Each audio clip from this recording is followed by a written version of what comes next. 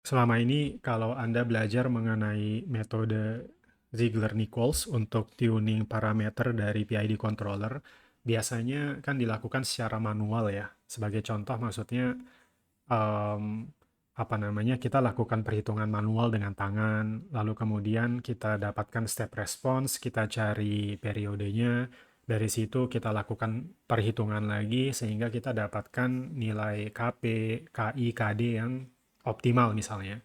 Nah, ini di video ini saya coba berikan program dengan Octave ya, di mana kita bisa lakukan metode Ziegler-Nichols secara otomatis. Nah, maksudnya kita melakukan tahapan Ziegler-Nichols tuning nomor 1, 2, 3, 4 ini langsung dari program.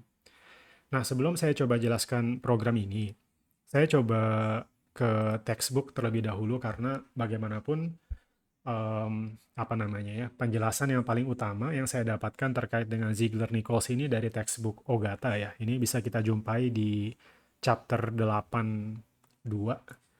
82, jadi Ziegler-Nichols Rules for Tuning PID Controllers.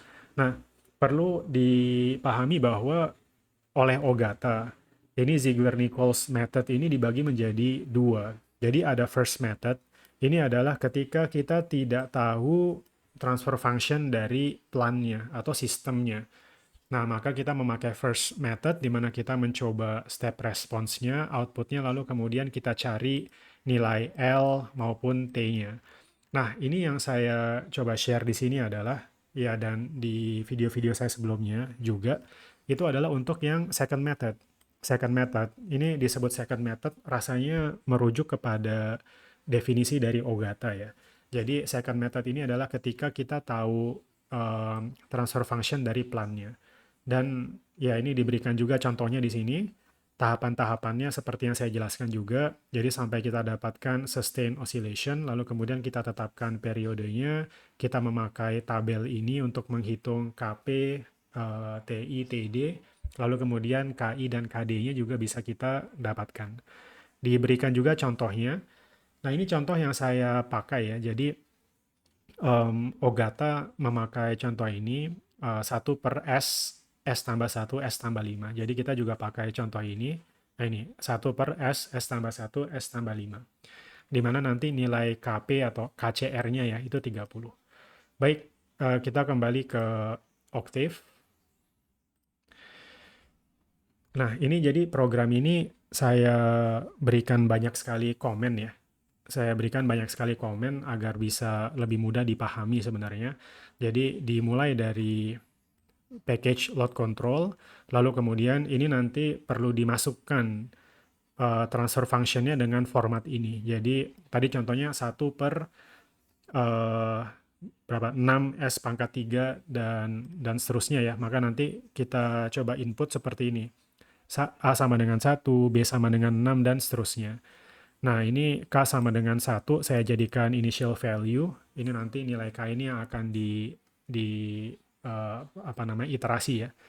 Nah, step 1 adalah set KI, KI and KD to 0 using the proportional control. Ini nampaknya tidak perlu ya. Jadi, set KI and KD to 0. Ini step 1. Lalu kemudian, ini adalah step 2 sebenarnya. Jadi, ini saya coba tuliskan, ini adalah step 2. Step 2, increase KP and find a critical value KCR which outputs sustain oscillation. Nah, ini kalau di cara manual disarankan untuk menggunakan truth table, lalu kemudian kita coba cari nilai K sehingga di kolom pertamanya kita mendapatkan 0 ya. Nah, oleh karena itu ini saya menggunakan program, terus kemudian dicoba dilakukan iterasi nilai K ya, mulai K sama dengan 1, K sama dengan 2, dan seterusnya, sampai nanti didapatkan kalau di kolom pertama mengandung 0. Nah, jika iya, maka akan keluar dari loop ini, lalu kemudian akan ditampilkan truth table-nya dan juga nilai K-nya. Masuk ke step 3. Masuk ke step 3 ini adalah mencari nilai PCR. Nah, ini masuk ke step 3 ini menentukan nilai periode ya. Karena kalau kita sudah mendapatkan sustain oscillation, kan tentu kita akan mendapatkan seperti ini. Nah, yang perlu kita lakukan adalah kita perlu menghitung jarak ini ya. Jarak ini yang kita tetapkan sebagai PCR, yaitu periode yang kritikal. Nah, bagaimana caranya? Algoritma yang saya pakai adalah mencari zero crossing. Jadi saya mencari zero crossing karena ini adalah sebenarnya ini adalah 1 ya. Ini adalah 0, kemudian ini adalah kalau nggak salah mendekati 2. Nah, ini saya bikin agar nolnya bergeser